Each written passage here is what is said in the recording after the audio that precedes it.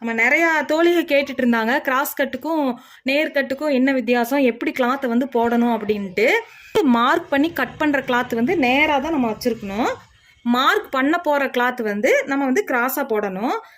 நம்ம எடுத்திருக்கிற பேக் சைடுடைய அளவு இருக்குது இல்லைங்களா, அந்த கிளாத் வந்து கிராஸாக நம்ம போடணும். இந்த மாதிரி கிளாத் வந்து நமக்கு வந்து வேஸ்ட் பண்ணாமல் எந்த அளவுக்கு அட்ஜஸ்ட்மெண்ட் பண்ண முடியுமோ அந்த அளவுக்கு கிளாத்தை வந்து கிராஸாக வச்சுக்கணும். கிராஸாக வச்சிங்க அப்படின்னா தான் கப்பு பாயிண்ட்டுக்கு வந்து கிளாத் வந்து நல்லா அட்ஜஸ்ட்மெண்ட்டாக இழுத்து கொடுக்கும்.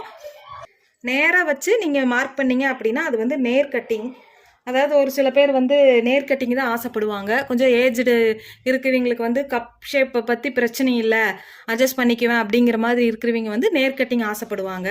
கப் ஷேப் வந்து கரெக்டாக இருக்கணும், பாயிண்ட்டாக இருக்கணும் அப்படிங்கிறவங்க வந்து பிரைசி பயன்படுத்துகிற எல்லாருமே வந்து கிராஸ் கட்டிங் தான் பயன்படுத்துவாங்க.